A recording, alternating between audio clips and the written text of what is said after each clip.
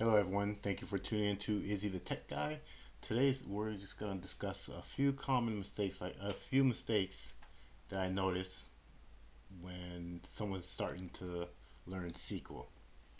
So I went ahead here, again, we're using the AdventureWorks 2022 dataset and we're connecting through SQL Server, Microsoft SQL Server Management Studios.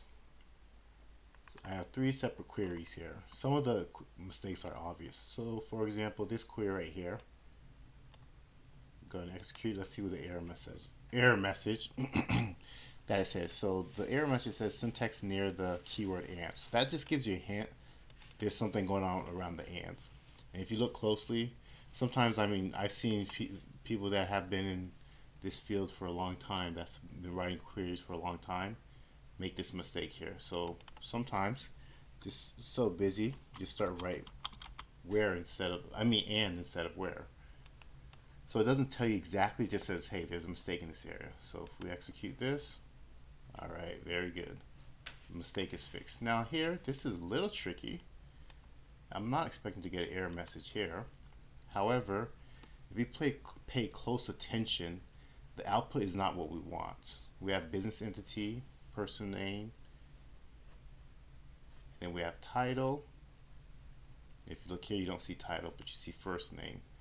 And that is one thing that I see here. So you see what's happening. There's supposed to be a comma here, but since I forgot my comma, it's smashing the title column into the first name column.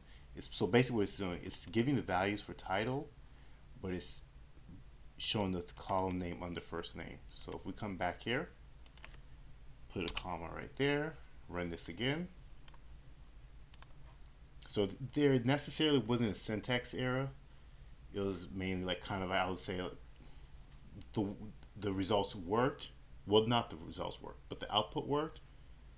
But it was just a logic error. I'll call this one. So not a syntax error, but a logic error. And you see here we get every person type with EM. This one right here, again, you might get a little hint here what's going on. So let's run this, see what error message it says. Okay, invalid column name A. So it's saying A is a column name. So let's go ahead and do this. So basically sometimes forget to put your commas. So let's run this, see if, let's say for instance we forgot one, let's see what happens. Okay, incorrect syntax near comma A.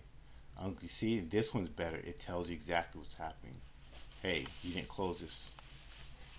And some of these UIs that you use to write your queries, some of them will perform much better, some of them won't with sending out the error messages. So these are a quick sample of a couple of errors that I see. And write down the comment below of some of the errors you notice. And hopefully you guys enjoyed today's lesson. Have a good day.